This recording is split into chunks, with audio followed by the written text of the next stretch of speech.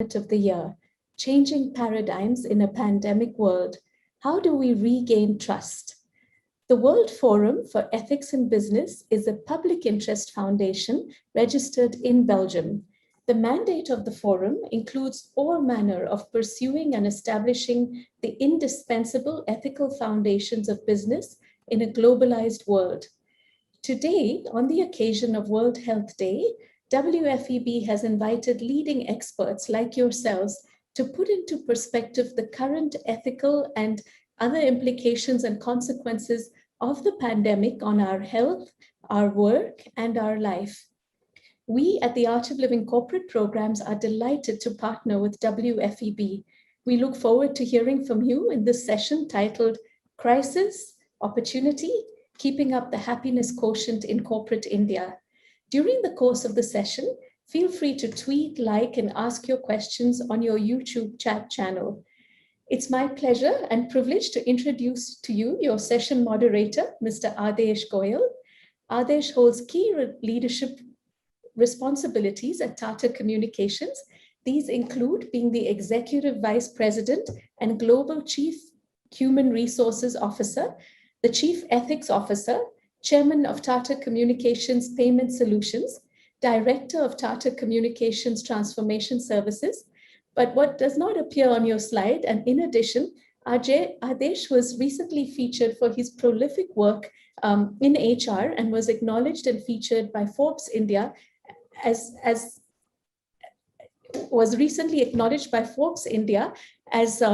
having done prolific work in increasing employee engagement and well-being during the pandemic.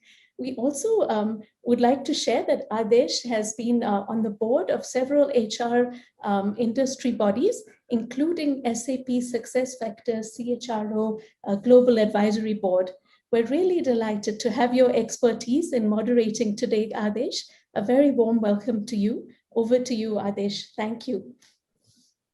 Neti, thank you so much. And hello, everyone. We know that people from all over the world, different time zones are joining. So namaste, good morning, good afternoon, and good evening. The pandemic has been a massive experiment. It's been a global experiment. Obviously, none of us planned for it or asked for it. It was entirely unwanted. And it was suddenly thrust upon us, 7 billion people in 200 plus countries, and it affected everyone. To say that it has been brutal would be a gross understatement. There has been unimaginable suffering. The setbacks would take years to recover. However, as is the case in every crisis, there have been shining lights the world over. There's so many examples of NGOs and people coming together to serve other people. Organizations like the Art of Living Foundation has served millions of meals to the needy. The Bollywood actor Sonu Sood sent thousands of migrant workers back home to their villages from the big metros where they had come to work. Thousands of people and organizations brought smiles onto others, not just to the beneficiaries, but also those who heard these wonderful stories. Companies scampered very, very quickly to get their employees to work from home. The safety and health of employees became their first priority, and soon it morphed into well-being in many companies. A few companies started to talk about happiness. This has developed very, very rapidly and continues to develop. Happiness actually has become a huge priority during the pandemic. The course called The Science of Wellbeing, offered by the Yale University on Coursera, has been already completed by 3.4 million people, and the rating a whopping 4.9 on a scale of 5. A second course called A Life of Happiness and Fulfillment, offered by the Indian School of Business, again on Coursera, has just been completed by 400,000 people with a rating of 4.8, again on a scale of 5. There seems to be a lot of demand for this. And as a happiness teacher, a volunteer of Art of Living, We have lots and lots of other examples of how people, organizations, companies are dealing with happiness. The topic today is quite an amazing topic. The theme is crisis. Or is it an opportunity? And how to keep the happiness quotient going up in India. We have a most amazing elite panel today. These are the leaders who have been very, very successful in their careers and are experts in multiple fields. They're running large organizations and have responsibility for tens of thousands of people. And they have done some unique work during the pandemic. It'll be very, very interesting and impactful discussion in the next 90 minutes. Let me now introduce you the panel that we have today. Let me begin with Arjun Singh. He is the Managing Director, Asian Country Head for Investnet Yodlee. And he has previously held many, many senior roles at Hewitt, WNS, ABN AMRO Bank, Amsterdam, G Capital, and many others. He's also the trustee of Home Foundation School for underprivileged children and on the advisory board of SHRM India. Our next panelist is Bhumika Srivastava.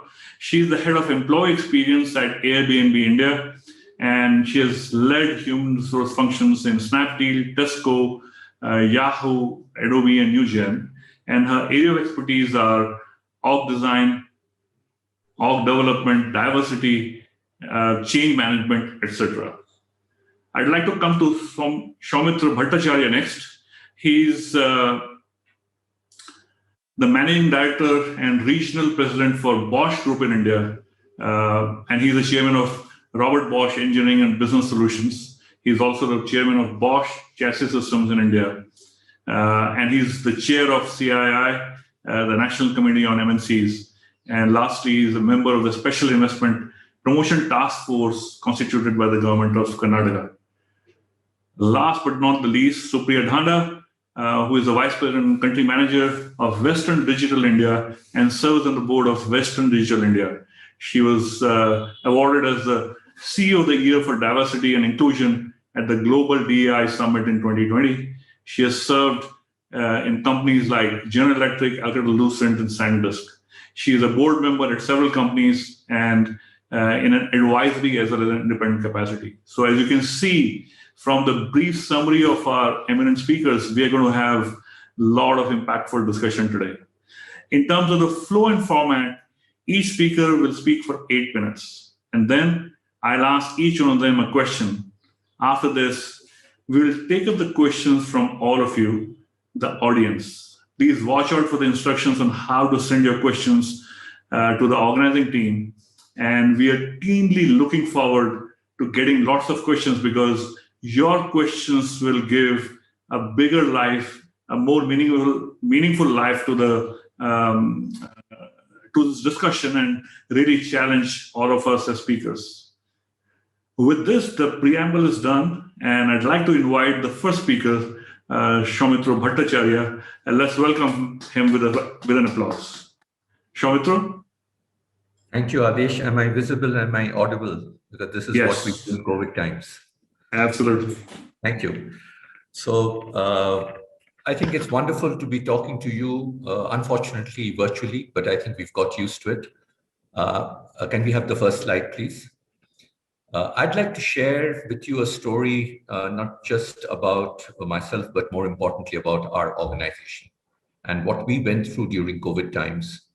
And the topic is very apt.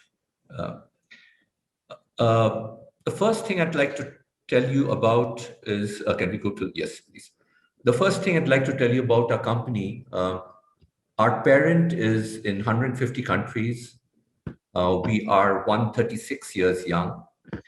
The company is approximately 6,20,000 crores with around 4 lakh employees, of which 73,000 work in R&D. And most importantly, the company is constantly looking at the future. For example, 8 to 10% of the turnover for decades has been spent on R&D. Incidentally, India has the largest R&D center in the world, after Germany. And the very interesting and unique part of this company is it's private limited, it's debt-free, and very importantly, 92% of the company is owned by a trust. The founder gave 92% of his wealth to a trust, which is the Robert Bosch Trust. So the whole company is based on ethics. India is not as young as our parent. We are 99 years young. And the company is a very quiet, unglamorous company with ethics and values. So what happens to such a company and its people, including me, in a year where the only certainty was uncertainty? Next slide, please. What we saw in this uncertainty was where, the previous year we had, 5 signatures for working from home for 2 days a month. We suddenly went into working from home all the days in the month, and it was digital. There was a lot of apprehension, fear. The one thing that we started doing was communicate, communicate, and communicate. And the most important part in this communication was spend 80% time in listening. Not that we had ideas or clear solutions. Honestly, at the start, I had no clue. I was just like anybody else, and along with my colleagues, grappling at everything that we could grab. And it was like anybody else on the street or in the house or not in the office. But what we continued doing was communicate. I myself held about 70 sessions for colleagues anywhere between 50 to 250, 300. But important part was honesty, important was transparency and authenticity. Next slide, please. We took a few decisions very clearly. In a corporate situation where profits come first, we made it very clear, people first. And you can see a few pictures. Our sports club within a month became a 100-bed COVID hospital, come care center. Our canteens look the way they look even today.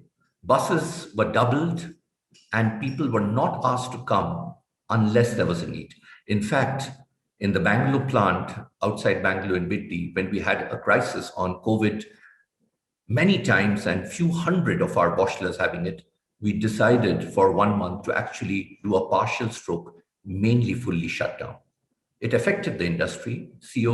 Many CEOs asked the question, how will you meet industry demand? We did finally, but for that first month, we just ensured safety first, care and concern. Next slide. We also did something amazing, which we were used to, Bosch being an ethical-based company and a trust-based company. And CSR for us was not something about 2%. We started using our volunteers. We have 32,000 Boshlers in India. And Boshlers put up an amazing show on collaborating internally and externally. And I'm not going to read out what is here, but some of the things which I'm personally proud of, where Boshlers have taken care of reskilling 10,000 migrant workers, of ensuring ventilators were up and running, of ensuring huge amount of public health centers were doing better.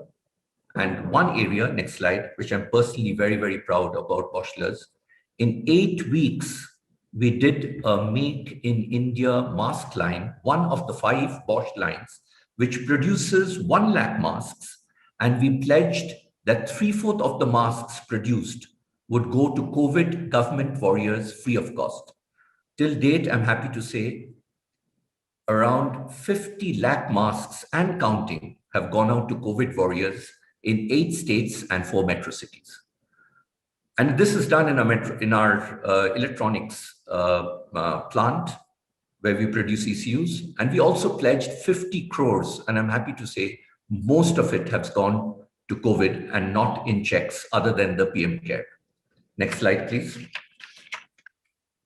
What happened was, in our communication, we started doing dipsticks.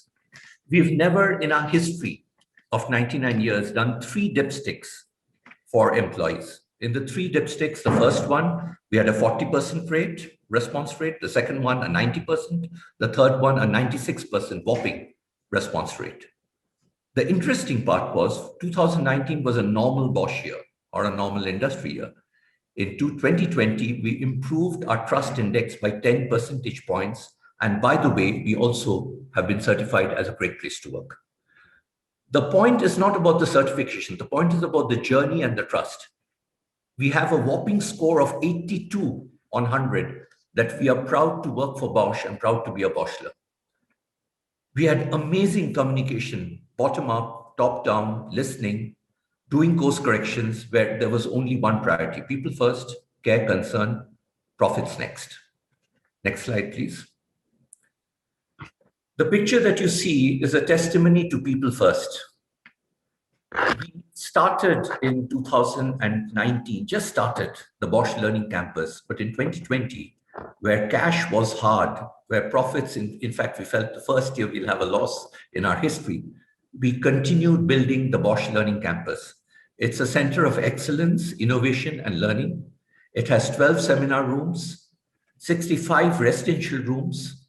It has an amphitheater. It has ample place to work, study, pause, imagine, think. Art and culture will be a part. And most importantly, this is a place where Boschlers can go back to school and can rethink and reimagine based on the transformed world around us. So we went on, and the good news is a few months ago, we inaugurated it, and we are going to love the center for all the 32,000 Boschlers in 15 legal entities spread across India, and later also for select partner companies. Next slide. Bosch is a value and ethic-based company. One of the things we found in the COVID year was if we do not talk and if we do not, more importantly, listen, and if we do not share our vulnerabilities, and I had to share my own vulnerabilities, my failures, and if we are not authentic, transparent, and honest, we will not know the way forward. There were many times, and even today, that I have to admit I don't know. We don't know many things, and CEOs, I think, know the least amongst people. What you see is a real photo of the Bosch Smart Campus. We're spending 800 crores on this. This is again people first. It's going to be a university-like, one of the smartest campuses in India, will be opened in June. We did not stop it. 6,000 trees, huge learning spaces, and 75 acres in the heart of the city of Bangalore. Our people first journey will continue. Do we have all the answers? I'm sure no. But are we on a journey? Answers yes. And this leads to happiness. Thank you.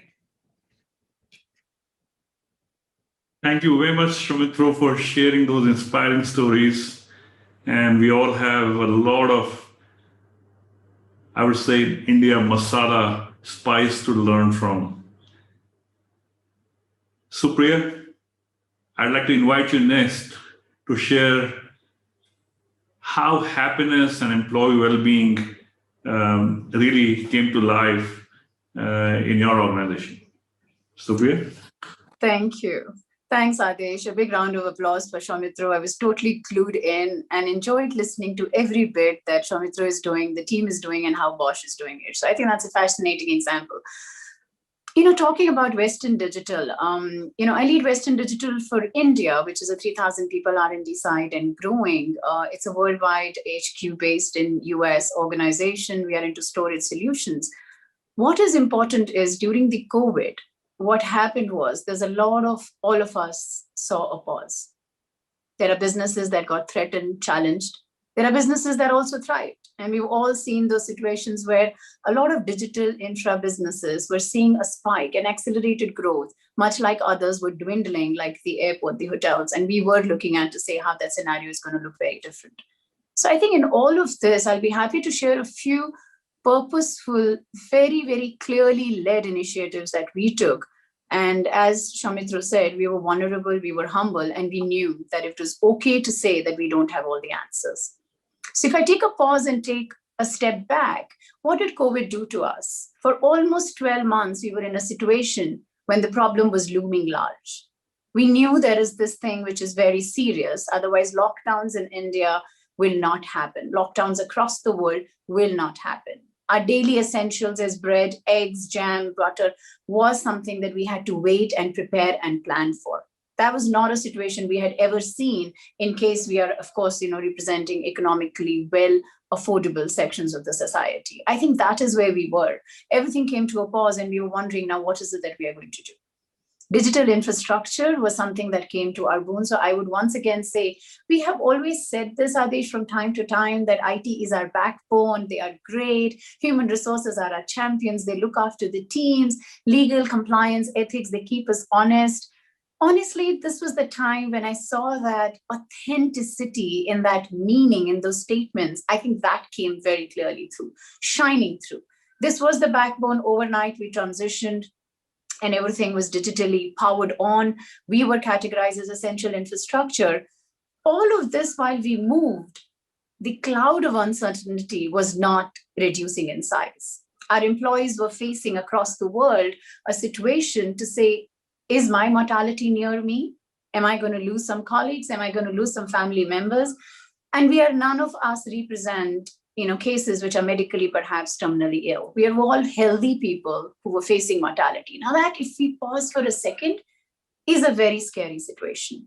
We are today discussing vaccinations and the kind of vaccinations.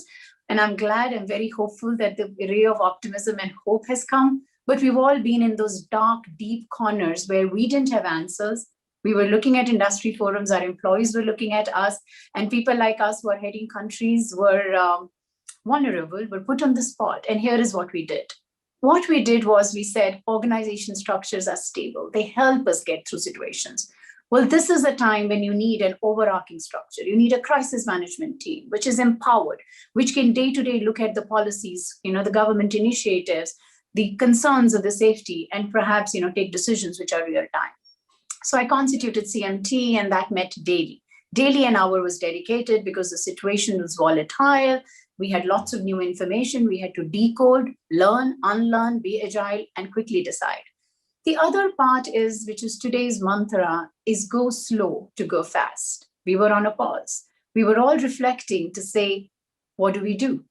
However, the communication had to be decisive. From a classic technology, deep tech R&D organization, which has many projects that we are looking at, products we are looking at, we were discussing with HQ, we were discussing internally and saying, our employees need direction. They cannot do multiple things because they are all now powered in from dispersed locations. So I think the simple tool of prioritization, what are the top 1, 2, 3 things that you need to do, was really the most widely used tool that came handy.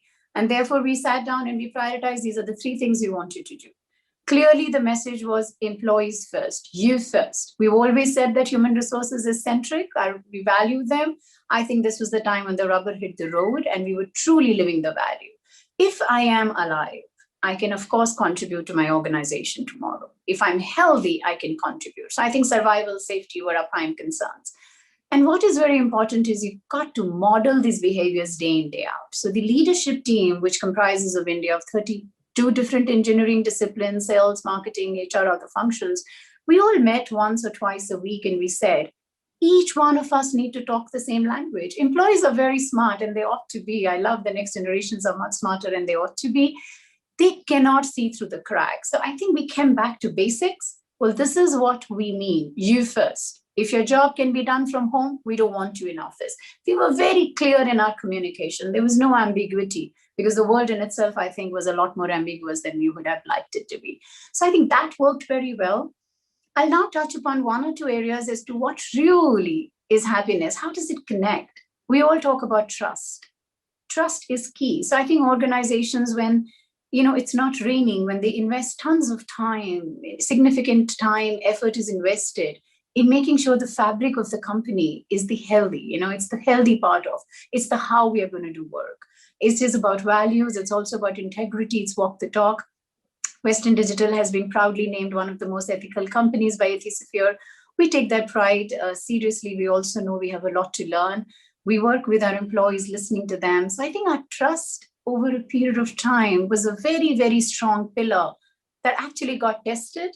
And we shone very bright to say, wow, I think our employees trust us. When I'm looking and talking to them, when the other leaders are coming up and talking, our employees believe us. They know if their job can be done from home, they are not required at office. And I can say this right now, sitting at this forum, it sounds simple. It wasn't simple. There were so many queries that came. Are you sure? Do I not need to? And I think then being accessible to them and making sure that you answer, both in audio, use video as a technology, and of course you have FAQs and others, multiple modes of communication use. So I think that worked very well. It's sometimes you realize, you read about that there are times when you get COVID infected and you want to make sure your privacy. So our HR team really rose to the occasion and gave us very clear guidelines of course, how to keep safe, health, hygiene, but more importantly, how are we going to make sure your confidentiality is protected? I think those also came very strongly to our rescue. The other is, I'll touch upon, we've covered trust. The other was purpose. Purpose is something that when we have the lockdown and a lot of our jobs that cannot be done from home, 95% of could, but 5% could not, which are hardware lab dependent. We had to clearly link the why. Why is it that you need to be in office to power on that machine and do a test because you're creating a product that is required by the world right now? So I think linking the testing job to a big why of why is it required became mission critical, and I think we simplified the messages. And the final I would touch upon to say, all of us have happiness, which is defined differently. My state of mind could be different from someone else. So how is it that when you're communicating, you look at different groups and you listen to them? Because while all of us could be in this dark cloud of uncertainty that was there, our needs, our requirements were very different. Our experiences were different. Being a woman in technology, I saw, and we have seen enough and more research data across the world that women had a lot more on their plate that they had to deal with, juggle with. And we're still finding answers. We don't have the answer yet. But however, reaching out to them, discussing with them, and saying in a world of diffuse boundaries, how do you create those boundaries where you have your work time, you have your childcare time, you have your elder care, and you want to cook? I know, Adeshji, I cooked a lot more than I would have cooked before. One was I liked doing it. I think my culinary skills improved a lot. But also it was that, sometimes your health needed a break, and you rightfully treated them a lot more as people during this time than before, because they weren't used to cooking 3 meals, because office you go, lunches with you. They were only meeting you at dinner. So I think all of us came together. We had new employees that had not fully integrated. How do you make sure that you reach out to them? Because they haven't yet understood, institutionalized the values. They're all carrying their experiences from multiple previous organizations. So I think that was a great find. And, my heart goes out to new campus graduates who are leaving the universities, coming to us, thinking they're going to sit down with you, crack those big projects. And they didn't know how their world had changed overnight. And there was simple requests. Are you sure? How's your house look? I'm like, I have a pool table. Can we get a look at that? You were far more human. And I'm so happy that we, did away with the hierarchy, the levels, and we interacted human to human. And there are 2 things that we did in the end. Hope, there is going to be a vaccine. And I'm so glad we are talking today when there's a vaccine around the corner, we're getting vaccinated. I think hope is what, there's a cloud of darkness, you light one candle and you tend to move towards that direction. We did.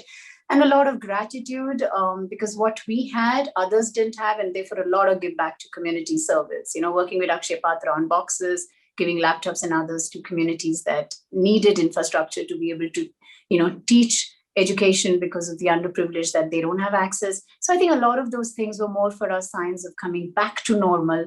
And I'll conclude my quick remark with saying, when everything is uncertain and we are looking at saying what is going wrong, it was personally my job as the leader to sit down with them, talk to them and say, well, look what hasn't changed. Same parents, same family, same siblings, same company. So I think it's that kind of centrality towards what was constant also helped us steer through this crisis. And we clearly see there's an opportunity to be more flexible, more empathetic, and definitely care for employee happiness a lot more than we perhaps have done it in the past. Thank you. Thank you, Supriya. Let's give her a big hand. And thank you for sharing how accentuating the human angle can really create magic, and also for sharing your personal vulnerabilities. It's truly admirable. It's not so easy to do that in a public forum like this. Thank you. Arjun, I'd like to invite you next And let's give a big welcome to Arjun Singh. Thank you, Adesh. I must say that I get mortified when I hear all these stories about people who juggle an extremely productive career, who are cooking 3 times a day, who have become musicians, running marathons. And I'm looking back on this last 1 year and saying, Arjun, how have you taken yourself forward? But hats off to all of you personally for the personal changes that you've made in your lives. And hats off to Soumitra and Supriya for those wonderful stories about how you have led your companies and your employees through unprecedented difficult times and done it so successfully as evidenced by the stories you shared. I would like to build on your stories by talking about my ice bucket challenge. You know what that's like when someone suddenly pours a bucket of ice cold water on you and challenges you to do something? I had that moment a little while ago when someone asked me, what do you do to bring love into the workplace? Which is such a complex and difficult question. So I would add to that perhaps, what do you do? What do I do to bring joy into the workplace? And I think of myself as a fairly good leader. I create an open, engaging organization. I do a few of the things that Soumitra and Supriya talked about. But what do I do to bring happiness into the workplace? And for today's panel discussion, we're trying to understand that have we got learnings from the last 1 year, from the pandemic, that could serve as a blueprint for the future for our workplaces? That's the unique piece about this panel that we are focusing on today. As an example, let us look at the devastation that was caused last year.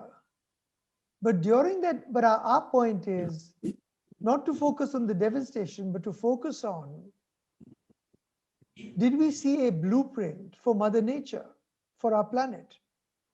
We all notice how Mother Nature regenerated herself, how we saw whales and dolphins, animals, birds in places that we'd never seen, how it seemed like our planet was suddenly greener and a better place, how perhaps we could create a sustainable future if only we could slow down the relentless consumption that is really destroying our planet. And we were constrained, we were at least privileged to have what we needed, but perhaps not always what we wanted. And maybe that's a glimpse of a blueprint for the future. If we could just be happy with what we have versus if we could want what we have versus keep trying to have more and more and have what we want, maybe that gives a chance for our planet to regenerate and for us to find a sustainable blueprint for the future. And maybe we can just flick to the next slide, which is really about, as you can see, he doesn't have a selfie stick or a mobile phone, so his slipper is the selfie experience for the group. And they are also happy. They found happiness. And the next slide was that wonderful slide about the gorilla holding out a helping hand to the photographer stuck in the mud. So really, do we have a blueprint for Mother Nature where we can work hand in hand to create a sustainable world if we can just control our consumption? So similarly, really in our panel, what we want to explore is, do we have a blueprint to bring happiness into the workplace? So as I was thinking about today, I thought about, what have I done on this front over the last few years? I joined Invest at Yodlee 9 years ago. And one of the first things I noticed was that we were quite a siloed organization. We're a Californian technology company. We have about 1,500 colleagues in India, But we were siloed. For such a small company, we were siloed.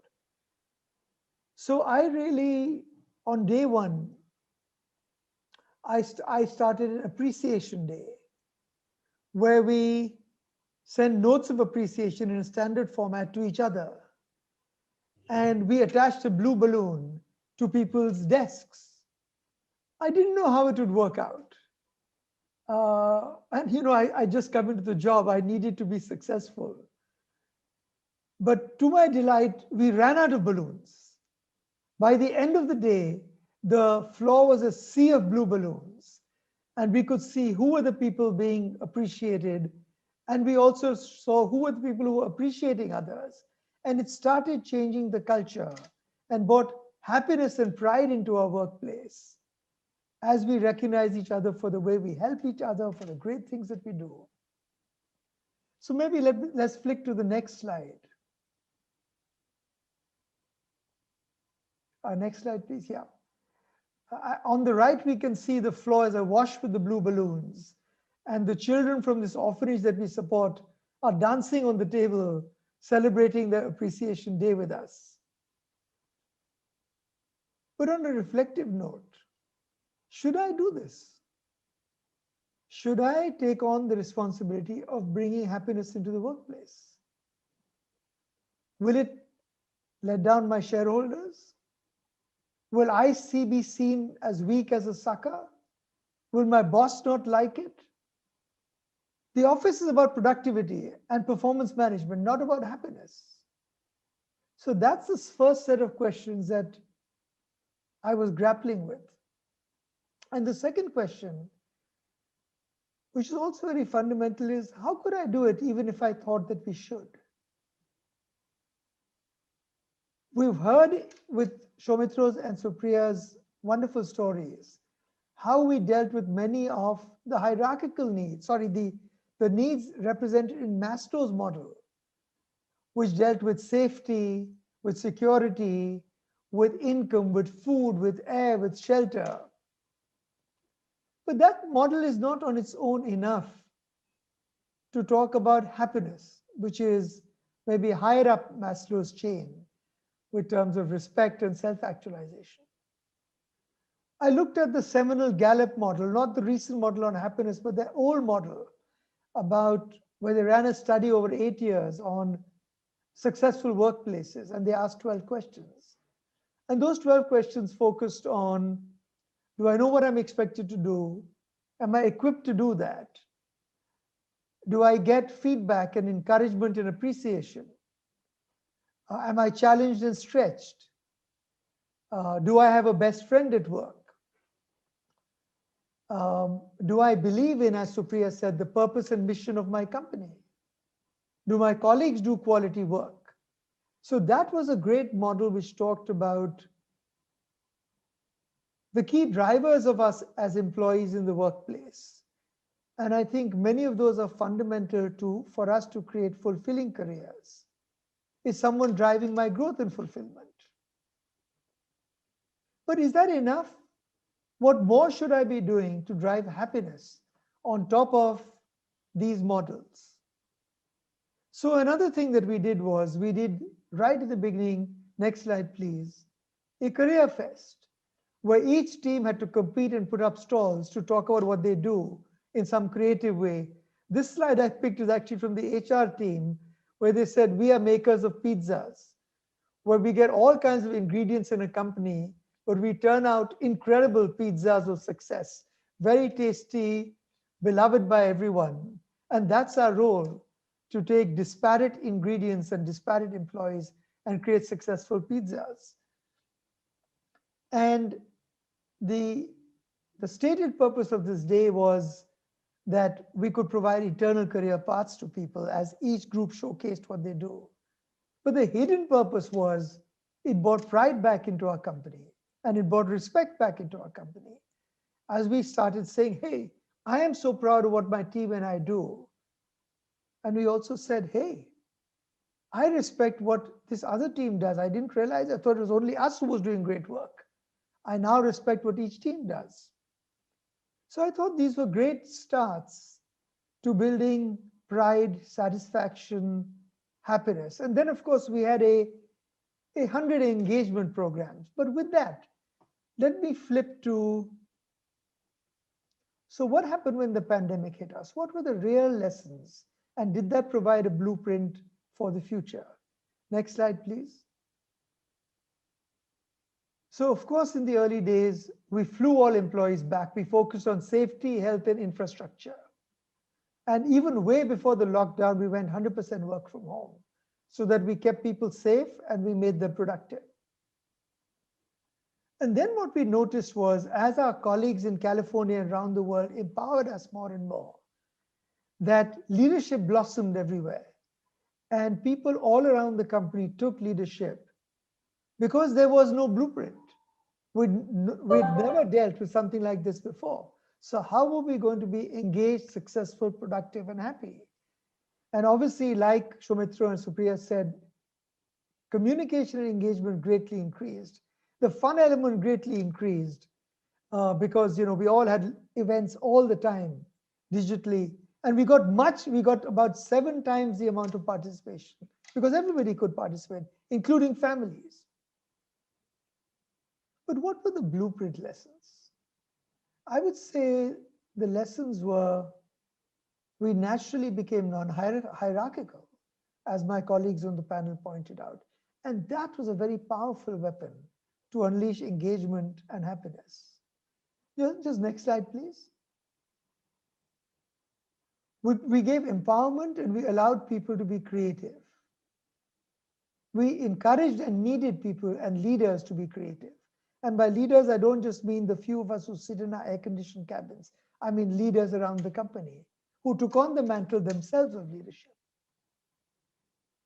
Very importantly, we learned to embrace each other as human beings in a much more holistic fashion than we had in the past. So firstly, we encounter every day our colleagues' families, children, bombing the Zoom call, and we got to know each other. Children and families participating in the engagement events. And we also, children grumbling about how these Zoom calls interfered with their chances to study. And it was a very difficult time for many people, all in cramped spaces with so many demands. But we also saw each other more holistically in the sense that people's interests and passions. Somebody is a guitarist, somebody's become a great chef, somebody else has started running and become much fitter. So our engagement with each other increased manifold. And as Supriya used this lovely phrase, human to human, not boss to subordinate, colleague to colleague. It's become human to human. And that is an incredible blueprint for us going forward. And we must never lose that. It also brought out for us gratitude. For the first time, we really felt grateful for being in jobs that survived, for getting steady salaries and bonuses, for being given a chance to contribute and take money home to our families and people who are dependent upon us. We also saw the tremendous upsurge in generosity. Our colleagues all came forward and gave to migrant causes, many other causes. Our colleagues in the US gave us extra grants, and we managed to put crores back into the broader community, into our vendors, and so many, many people who have really struggled. And we understood that we were privileged, and despite the uncertainty and not knowing what the future would be, it was an amazing moment to watch how our colleagues gave of their hearts. And I think that is also going to be part of our blueprint for the future. And as we went through this, what did we see? Just go back one slide, please. We saw that our results have never been better. Our board and our CEO have recognized the productivity in the output of our team in India and globally who have risen to the challenge. And our Glassdoor ratings for employee engagement, employee satisfaction have never been higher. So really we said, maybe we have found a blueprint which will create a different workplace to what we had before.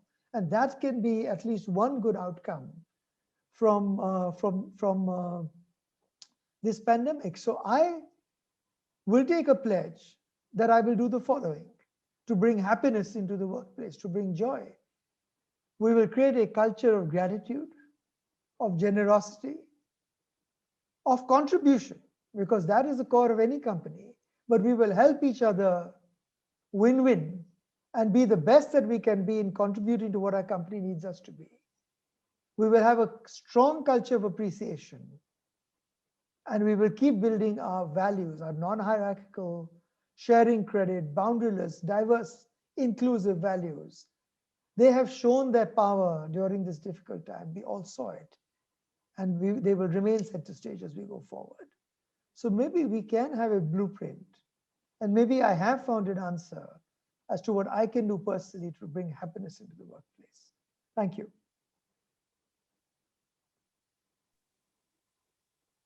Thank you, Arjun, for sharing a lot of these details on driving into the engine of happiness and how do you plan to leverage it in the future. Thank you. That was great. Bhumika, may I invite you next? Let's give her a big hand. The business of Airbnb was very heavily impacted because of the business they are in, and it'd be lovely to know what Bhumika has to share under such challenging environment and situation. Bhumika? Thanks, Adesh. First of all, thank you so much for curating this panel and starting this crucial conversation on happiness. This is the most needed, I think, more than ever. And Supriya, Arjun, and Soumitra, thank you so much for sharing inspiring stories. I personally got so many ideas from all of you, and I'm looking forward to implementing some of them at my own workplace. Certainly, for Airbnb, this was the toughest year, 2020, as travel got impacted the most. But I would say the story for Airbnb has been nothing but perseverance. That's the word I would say. We read article when the lockdown happened across the world. There were sort of predictions that in next 3 months or next 6 months, Airbnb will no more in the world. That word will just disappear. And multiple sort of conversations that how companies are going to get vanished, and a lot of prediction around travel companies not coming back. And we saw some of these things across board. While we were reading that, this is one company that I can say, as our topic says, crisis and opportunity. The genesis of the organization happened because of crisis. So there's a little bit of story that our founders actually rented their space in a crisis. They had a crisis of sort of wanting to fund for their education and their survival. And there was this whole design conference, and this was just one idea. They rented their space because one of the member who traveled from India to SF could not find a place to stay for the design conference, and they rented their space. And that crisis created this $100 billion organization today. So this year was sort of a revalidation for Airbnb in so many terms that when a crisis hits, what you go back to, what are your roots, and look at that and sort of rebuild your organization. During that year, I think last year businesses was up against incredible odds, and it was also the most defining period for us. We went back to our roots, which I say our mission statement and values. So Airbnb's mission statement is to create a place where anybody can belong. And when we say belong anywhere, for everybody, you feel belong when you're actually happy, when you find a joy in some place, and we exist for this mission. So in true sense, our whole endeavor to create happiness and sense of belonging extended beyond our employees to all stakeholders, to our guests, to our host, to our community at large, where we exist to create a place where everybody can belong. Our business actually last year dropped by 80% in just about 8 weeks. That was incredibly difficult. We had to rebuild everything. We also had a sort of once in a century crisis for the organization. But what we did is going to be more important, which is not only we rebuild our business back in 2020, but in 2020, in the midst of pandemic, we went for an IPO.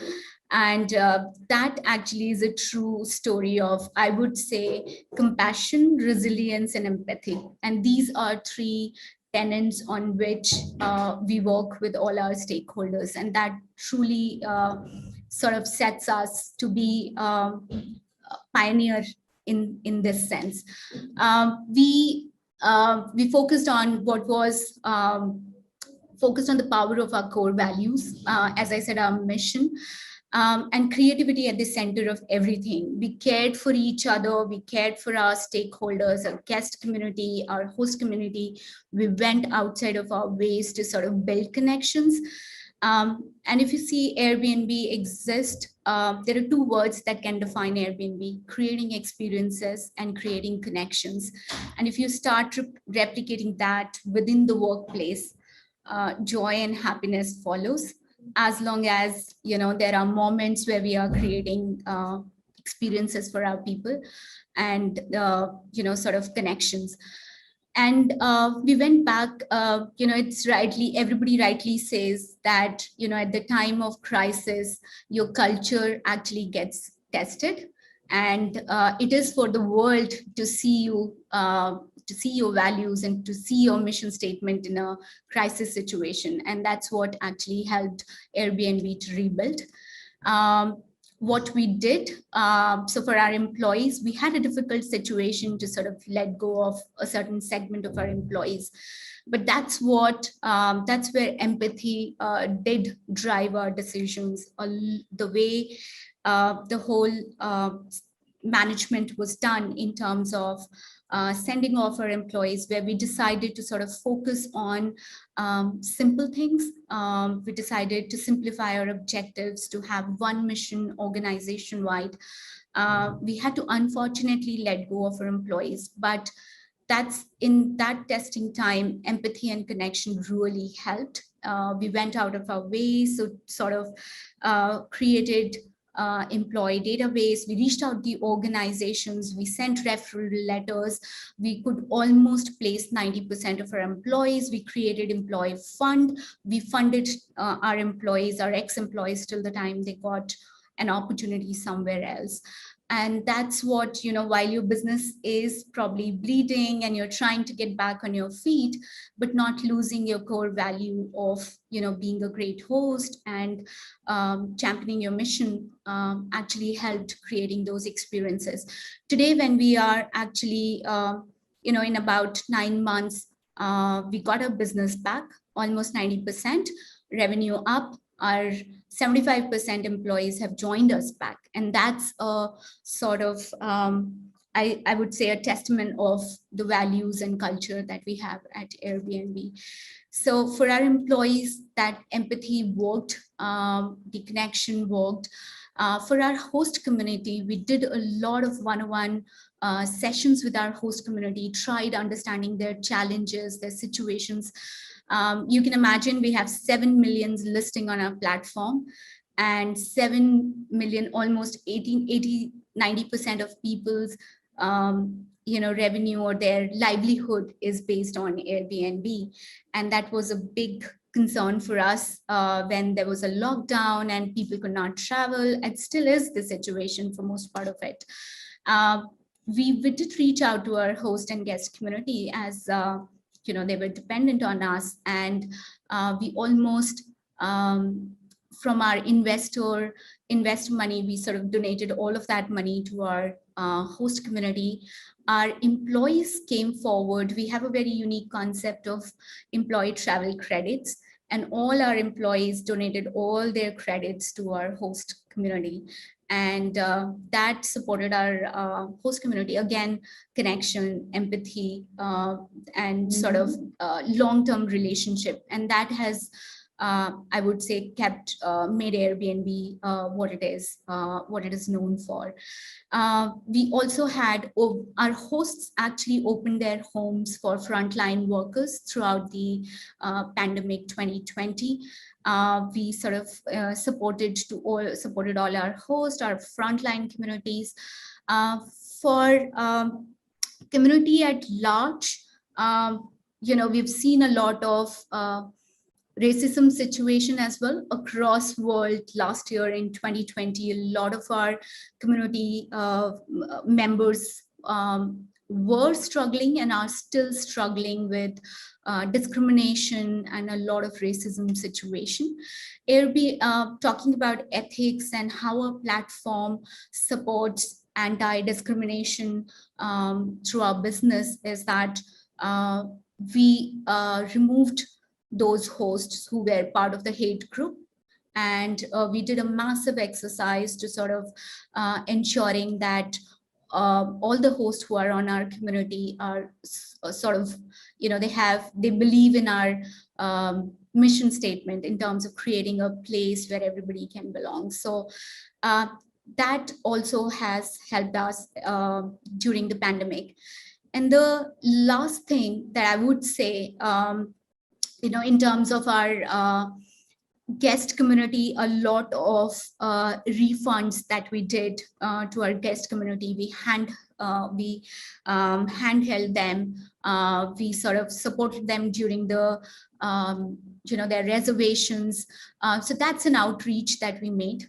Coming to resilience, we simplified our business. We built great connections with our employees. Our employees, along with us, co-created the culture that we are extremely proud of. This is something that we did, as I said, through a lot of belonging, diversity, innovation, and creativity. One thing that worked with respect to resilience, we started something called as Empower, which is it's a platform, it's an innovation platform. And when there were a lot of things on everybody's mind in terms of, sort of physical well-being, mental well-being, we also created an opportunity for employees to think beyond, give their ideas, whether it is people practices or business practice or about our product on this platform. And we made them CEO of their ideas. We supported them through these ideas, and the sense that they got, the kind of pride, joy, and contentment they got after implementing the ideas were phenomenal. So these are some of the things we did. And I would say at the end, Airbnb is truly committed to its mission statement, and whatever we do, whether it is business, our product, our community, and our people practices are all driven by value system and mission statement. And that led us through the pandemic, and it also kept the happiness quotient really up for us. Adesh, back to you.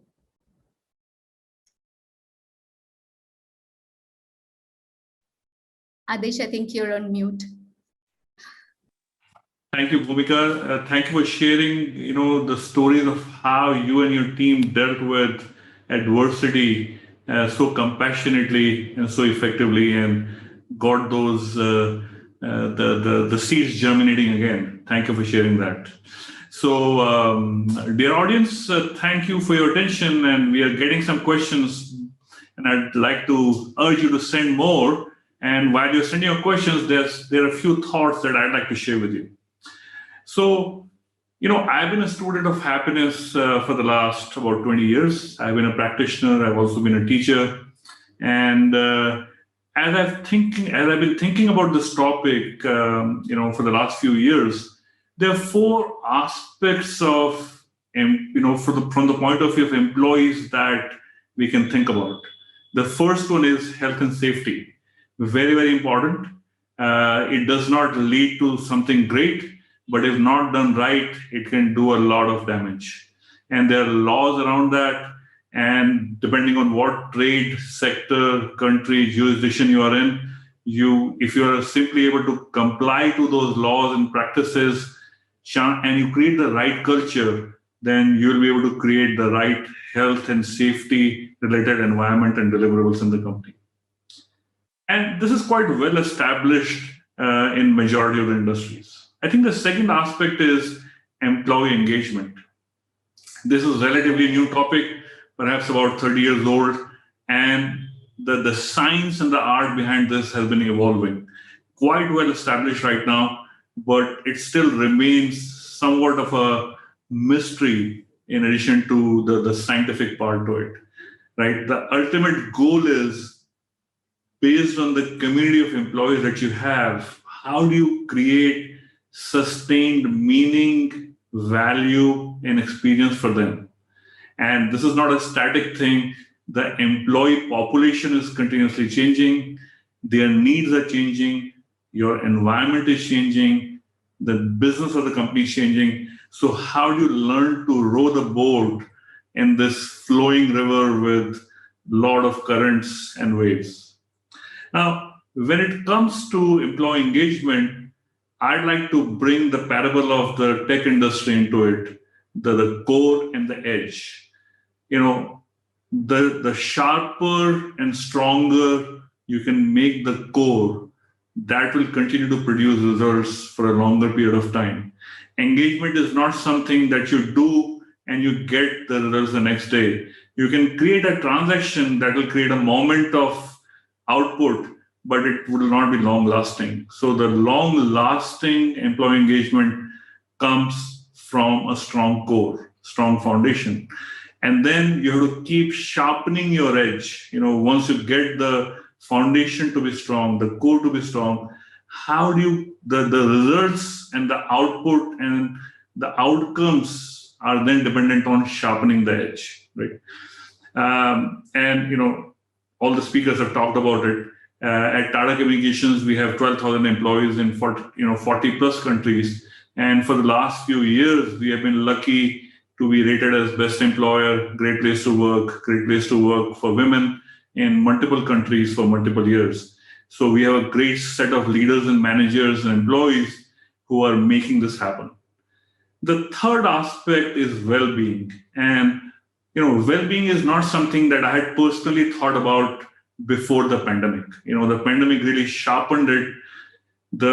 And well-being has multiple aspects, right? It could be mental health, it could be physical health, it could be work-life balance, etc., etc. And as we saw, by touching base with large number of employees through formal surveys as well as informal meetings, for example, I meet with at least 1,000 employees a year. You get a sense of where the new need is. So we ran a large number of well-being programs related to mental health, physical health, sleep, nutrition, etc., right? And that, I think, is going to continue. It's a new need that has come up. And the last aspect of this, which is really the core of this panel discussion, is happiness. Now, happiness, I think, and I believe, actually I'm quite confident, is a skill that can be learned. It is not something that you can give to somebody. It's something that you have to learn, that you want to be happy. And the role that the company can play is threefold. The first is, just like any other topic related to technical competence, functional competence, behavioral competence, you create learning and capability programs. Can you introduce the topic, the science of happiness, to the employees? Create this spark in them so that they are no longer dependent on somebody for their happiness. Is that something that can be done? And we actually introduced that in our company in a big way in the last 1 year. We have been doing it for a long time, but it was like a sustained program for all employees in all countries. And the results are quite powerful. We conducted Art of Living Sky, the Sudarshan Kriya happiness program for all our employees. And we measure everything in our company through the Net Promoter Score. And I was very pleased, and I'm sure you'll be pleased, maybe shocked to know that the Net Promoter Score for the Art of Living Happiness program was 93. It was just simply amazing. Yeah. I think the second thing is, once you have created the spark in somebody or an insight, the habits need to change. The habit needs to form. So how do you create a community within the company, multiple communities, so that people can undertake this journey together? Very, very hard to change a habit just by oneself. But how do you create the ecosystem, a supportive system to pursue this journey and really make a lasting change? The third thing is, it is a well-known fact, looking at the Indian scriptures and the ancient knowledge and the personal experience that each one of us has had, that when you serve others without any interest, it creates happiness. So how do you get employees to do selfless acts as a matter of habit on a daily basis? By helping each other, being a part of various communities within the company, solving problems for others, and then doing big time volunteering, right? Go out and do that. For example, at Tata Communications, we run a drive week. So during that week, every employee anywhere in the world gets one paid day off to do a full day of volunteering. And we organize 200 projects all over the place so that people can participate in something that they would like to participate that day. And then throughout the year, we run volunteering programs around the world. And that we have seen is, rather than just being cared for, when you learn to care for others, the pursuit of happiness starts to become real. And those are some of the things that we have been working on and I have been thinking about. And I'd love to get comments, questions, and challenges from all the panelists and all the people in the audience. But now it's time for questions. And before we take up the questions from the audience, I have one question each for each of the panelists. And Soumitra, I'd like to start with you. Even if all the companies in India take up the mission to make their employees happy, it would still be like a drop in the ocean, right? If the organized sector is a relatively small sector. What are the breakthrough ideas that you would like to share or you would like to think about which can impact the happiness quotient in India? Soumitra? Yeah, thank you, Adish. By the way, the audience should know Adish is very, smart. He doesn't tell you what the question is, what's the question he's going to ask. So thanks, Adish. Yeah, I would say, Adish,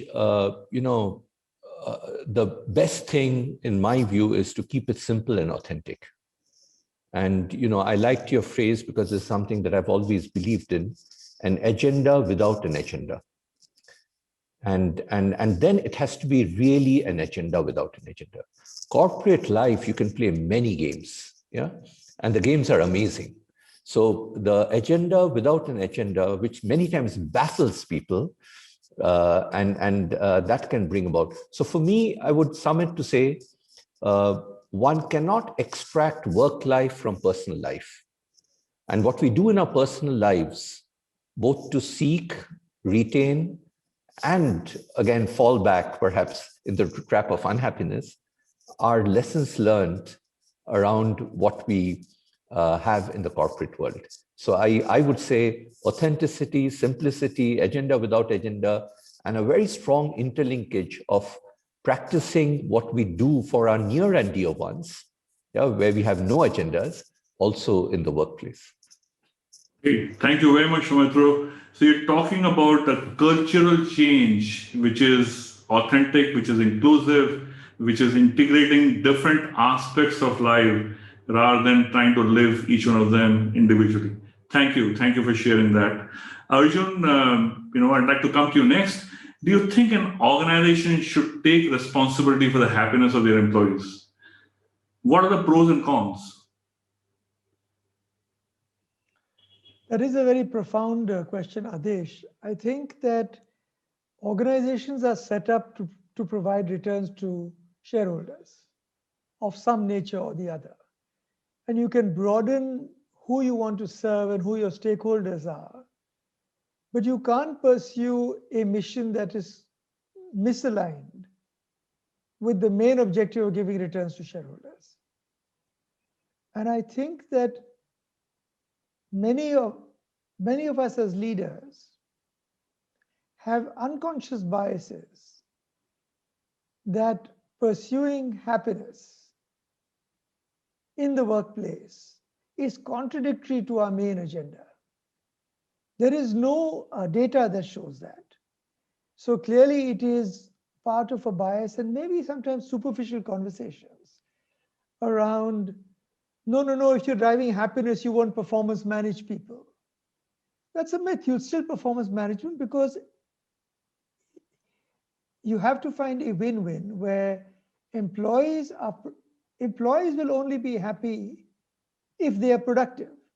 No employee wants to be in a company just being carried by the company where they are the worst performer, they don't know how to do the job, they're not set up to succeed. Why would we think we're doing them a favor to carry them? So the real question is, how do we persuade ourselves that the win-win, there is a win-win to be found, which is we will meet our shareholders' objectives, in fact, perhaps even in a better way than we have before, if we create a company of happy employees. And in that regard, I think, yes, then we should take responsibility. I believe I should take responsibility for driving the agenda of happiness in the company. Thank you, Arjun, for sharing that.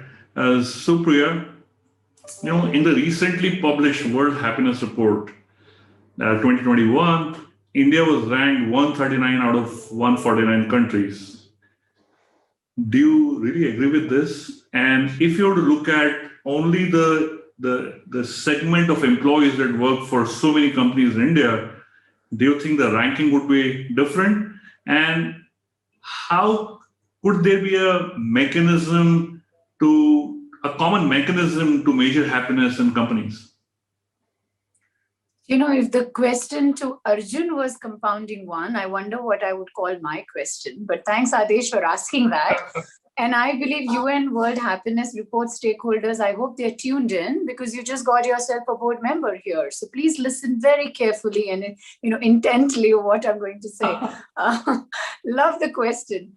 I was reviewing that, Adesh, and that happens when you raise your hand and you say yes to an opportunity like this, to come here and be a part of this forum, you do your research.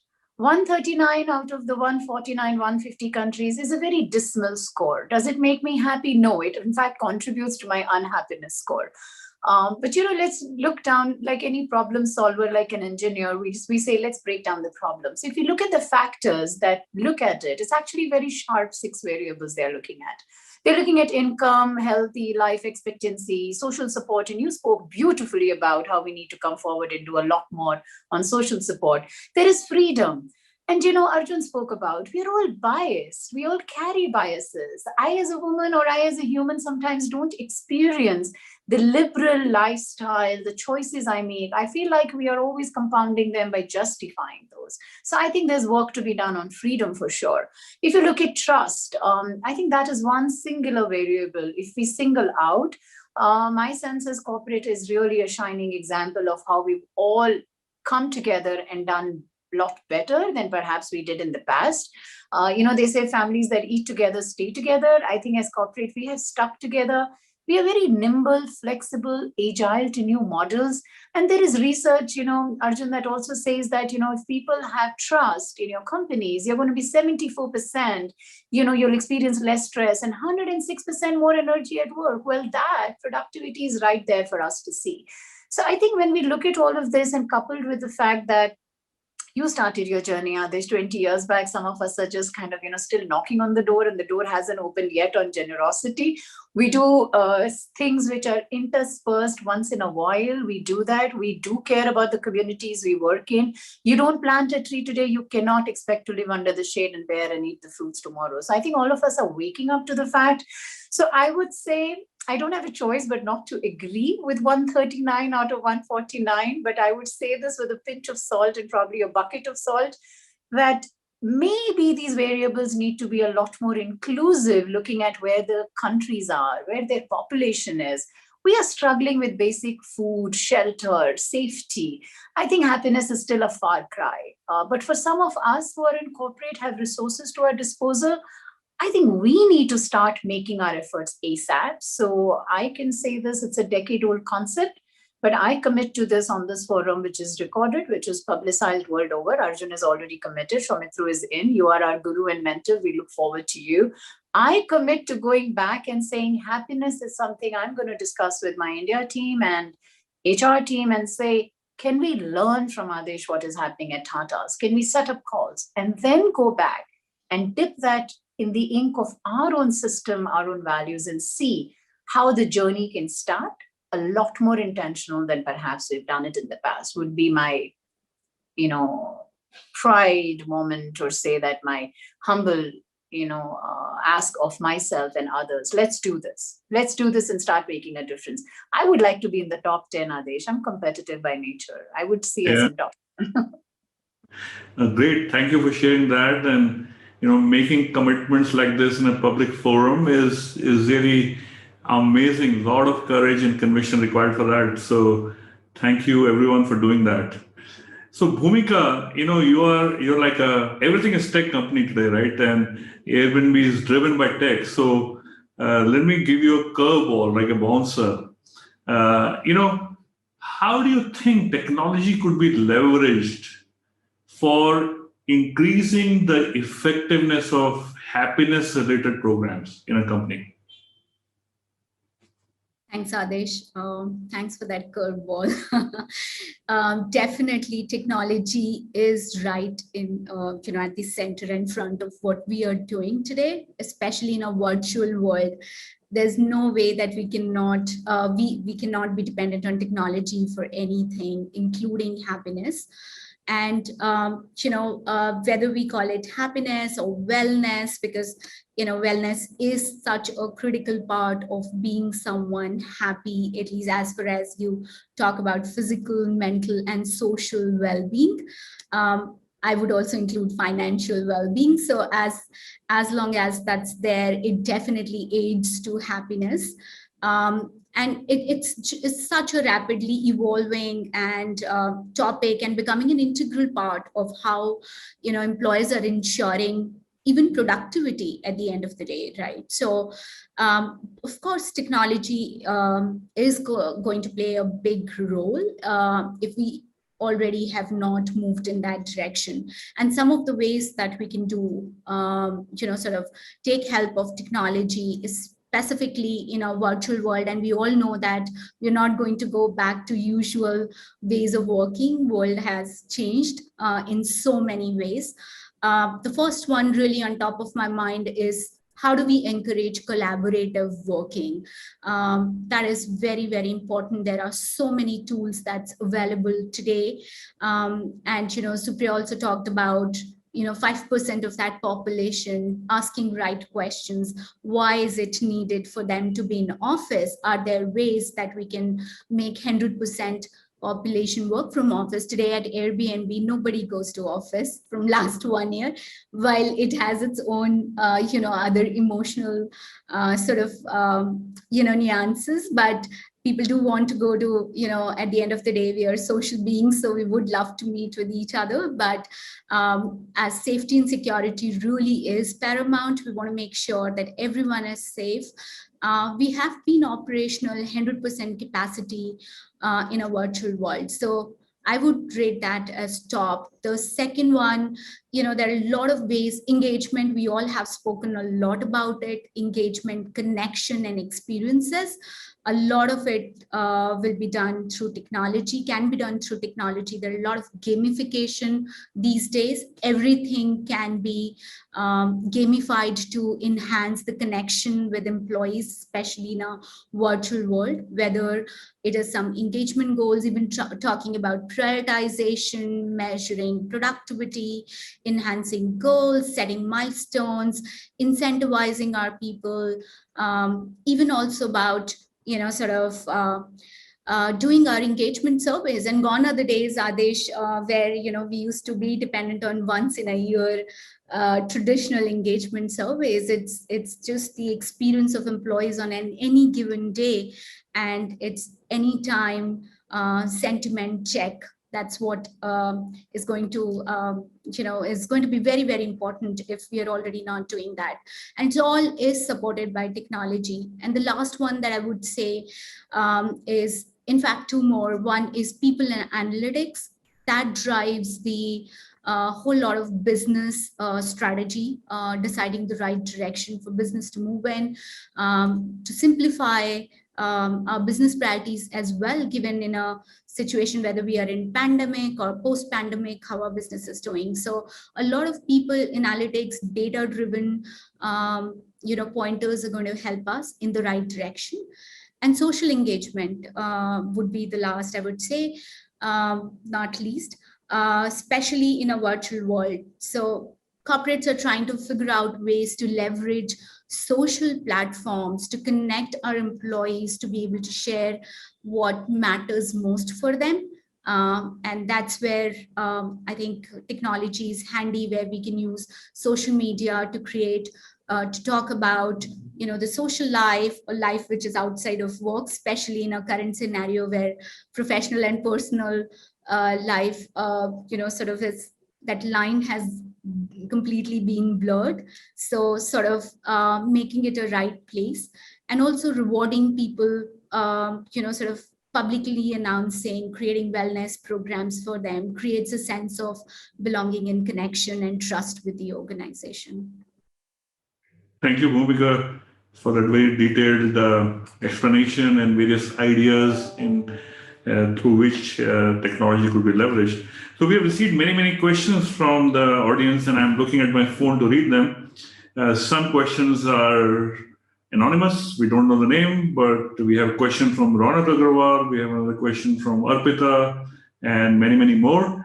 We have only 2 or 3 minutes left now. So I'd like to ask the question that Atul Kumar Jain has sent, and he says, while so much time and effort has been put in employee well-being and happiness, how do we measure the impact of all that has been put in for them? And Shaumitro, may I ask you to answer that question on behalf of all of us in the panel? Yeah, I think I tried to explain it saying that the main thing is to do both formal and informal dipsticks. Conversations and dialogues, when they are honest and open, and especially if conversations and dialogues have a very high listening quotient. I mentioned to you, we've tried to bring in an 80% listening quotient. Just the power of listening is so powerful. The power of silence is so powerful. And we realize that we need sometimes both formal and informal. And the listening has helped quite a bit. And I believe, at least for us, we're going to keep it very strongly as a part of the culture. And I can tell you, Adesh, and just end with that, I think we are all grappling and scratching right now at the surface, because mental health, when I compare it with physical and mental health is right now a dark, dark room. And there we need empathy, vulnerability, courage, and authenticity to talk about issues which have been taboos for years, the unwritten taboo, and especially in corporates. Yeah. Great. No, thank you very much, Shaumitro. And I think we are top of the program, just 1 minute. And I'd like to thank you all, panelists, for sharing such wonderful ideas and your experiences. I think we have all become richer with that. And thank you, Niyati, and thank you, Nikhil, and the whole WFEB and Art of Living corporate programs organizing team for hosting this.